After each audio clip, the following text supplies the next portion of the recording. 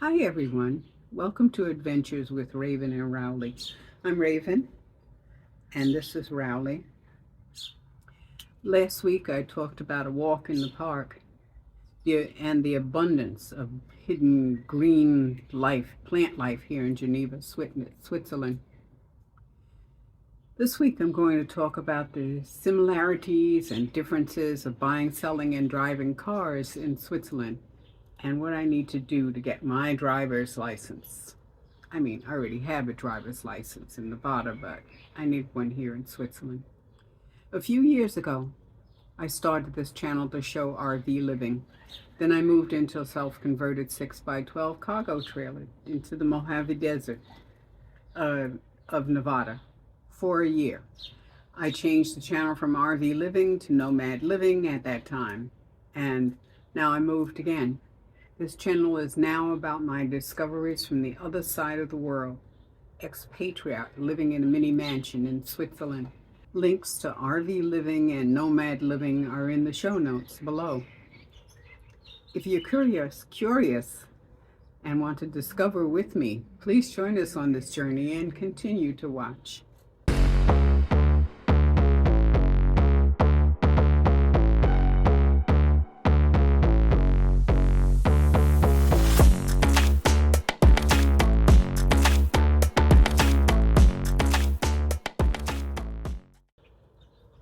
There are similarities and differences of buying, selling, and driving cars in Switzerland as opposed to America. I don't need to get a Swiss driver's license right away. I could use my Nevada license for up to 12 months. But I'll have to get one sooner or later because I'm going to be here for more than 12 months. The entire process takes a few weeks. For me, because I'm over 70, a medical examination is mandatory every 2 years. A GP does the exam, except in Geneva, in the canton of Geneva where I'm at, where it is done by the physicians at the road traffic office, the DMV. They report medical conditions that affect your driving abilities. Are you fit to drive with constraints, unfit to drive, or further evaluation is required. They have to report all of these to the DMV. The costs of getting a Swiss driver's license vary across cantons, or as they do in the States.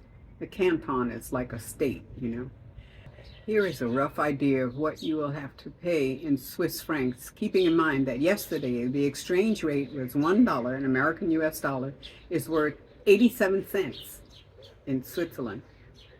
The eye test is 10 to 15 Swiss francs. The first aid course is 100 to 200 Swiss francs. The theory handbook is another 30. The theory test is anywhere from 30 to 40. The provisional license is anywhere from 20 to 80. A road awareness theory course is 200 to 280. The driving test itself is anywhere from 120 to 140. The driver's license, 35 to 60. The fee for exchanging your license is somewhere around 30, for a total of 875 Swiss francs, or 1,006 US dollars.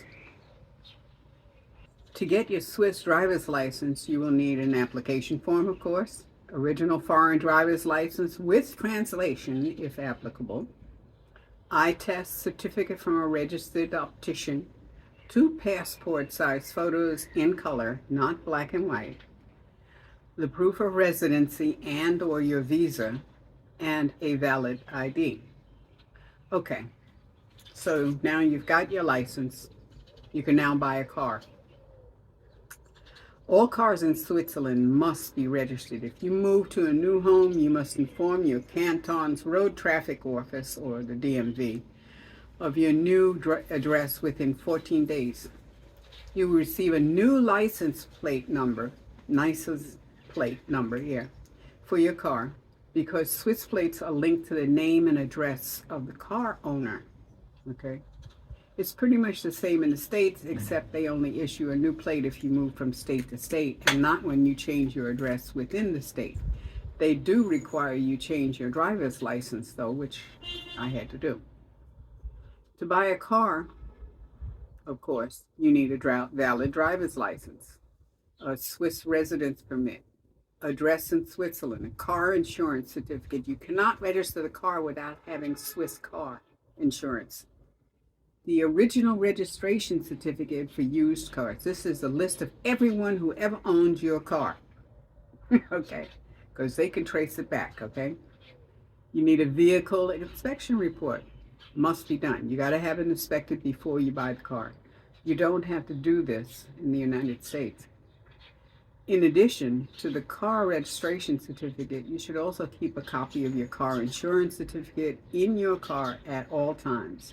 Of course, that's the same in the United States. You got to have the registration and insurance. Okay, you've put out $1,000 to get your driver's license. And forget about how much the car costs. There are other costs involved. The registration is $50 to $300. Depends upon what canton you live in, you know, what city, whatever, you know. $50 to $300 for the license plate, registration certificate, and inspections. The vehicle tax, anywhere from $100 to $800 a year, depending upon where you live, right? Motorway toll. You have to buy a special license to use the Swiss motorways. They're somewhere around 40 Swiss francs a year. Vehicle insurance, anywhere from $300 to $2,000. Of course, as you know, depending upon what you get. I mean, you can get collision and full coverage and all that kind of stuff. It will run up the costs, you know. And then there are the fuel costs. Currently around 1.52 Swiss francs per liter. That's around $5.75 a gallon in the United States. The vehicle inspection is needed after 4 years, and then every 3 years after that, except in my case, it's every 2 years because I'm over 70, and that'll run you around 130. That's 130 Swiss francs. On top of this are general maintenance costs, parking costs, the cost of things such as automobile membership, etc., etc. Average overall cost for owning and driving a car in Switzerland are approximately $700 to $750 a month. But it can be cheaper or more expensive depending on your car and where you live. In 2022, in Nevada, it costs an average of $894 a month. So it's actually cheaper to buy here.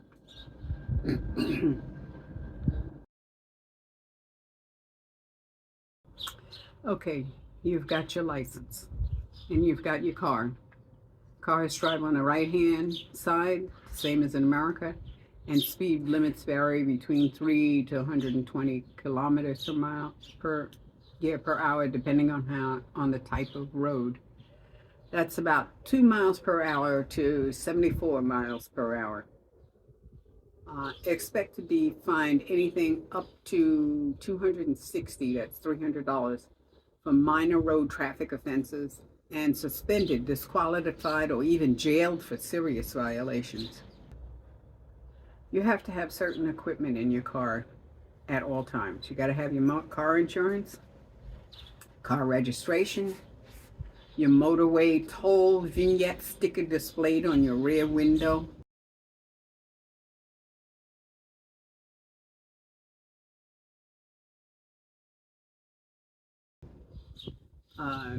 red warning. You got to have a red warning triangle, which you must place behind your car in case of an accident. Okay, now you can drive in Switzerland. The basics. You drive on the right-hand side of the road. The Swiss streets are very narrow, very narrow. The highways are even narrow, mostly 2 or 3 lanes. If you're driving through the Alps, expect long tunnels, but be sure you have enough gas, okay? Because there's no way to get out of those tunnels otherwise. In cities, you got to go slow and pay attention to the lines on turns. The ground is full of tram tracks and bus lanes and that kind of stuff, so you got to be careful. Traffic fines are expensive in Switzerland. drive slower than you think you should, because the Swiss traffic police is very particular about speed limits, especially in residential areas and small towns. There is a peculiarity about parking in cities. It's really strange anyway. To me it is, because I'm out of the United States, fresh, brand new, you know. There's blue parking zones. You know, they paint the lines on the street blue. You can park there for free for 1 hour if you use a parking disc.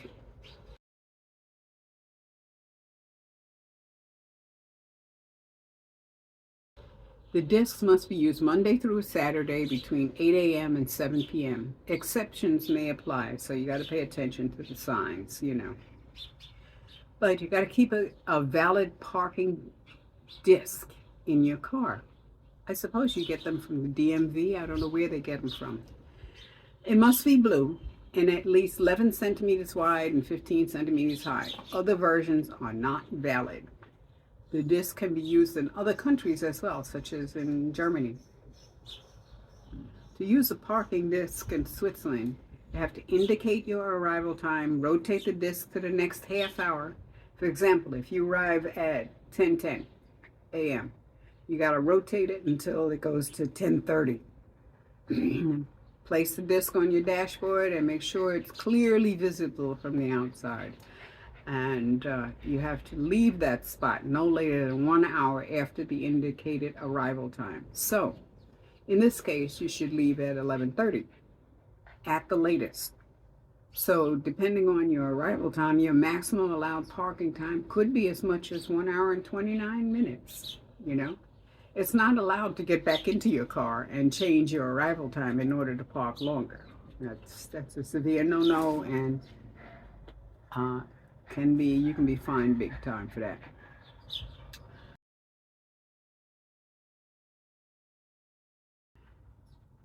Okay, it's time to get rid of your car. You've been here for a while, okay? Your car fell apart, whatever. To tell you the truth, I've never seen a junk car on the streets. Every car is in great condition. I haven't seen any junk cars anywhere in the countryside either, and I haven't seen any in anybody's driveway or anything like that. 2/3 of the out-of-service cars in Switzerland are exported to other countries as used cars. You got that? Okay. The rest are classified as end-of-life vehicles. These are disposed of in Switzerland by specialized companies, okay? These companies sell functioning parts for use as replacement parts, remove harmful substances from the vehicles, and recover metals for use as raw materials, okay? You must dispose of an end-of-life vehicle using licensed authorized treatment facilities, okay? There's no charge for disposing of an ELD at an authorized treatment facility. But you should get a certificate of destruction when you turn it in. If you get rid of an end-of-life vehicle illegally, you are committing a criminal offense, okay?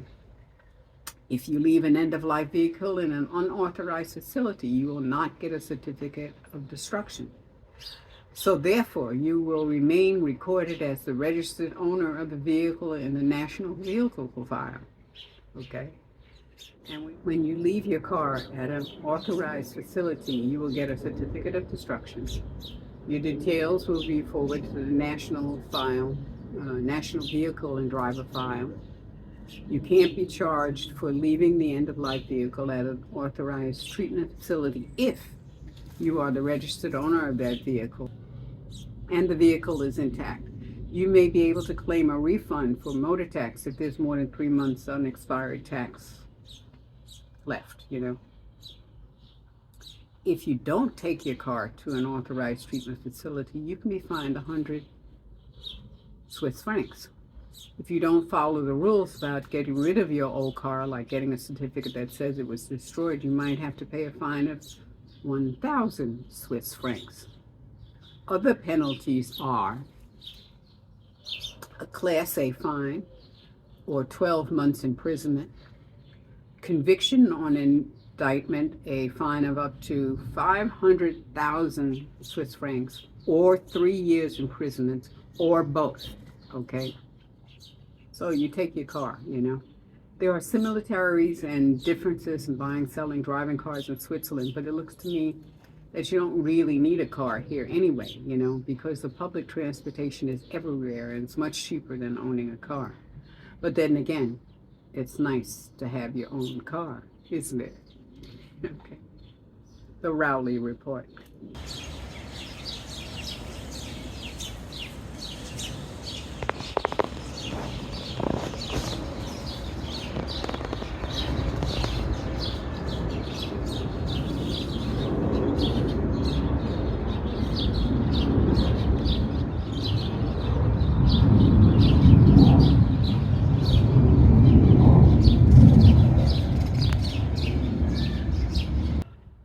So anyway, I'll see you next Friday at 5 p.m. Pacific time. And thanks for watching. Take care of you and yours. And blessed be.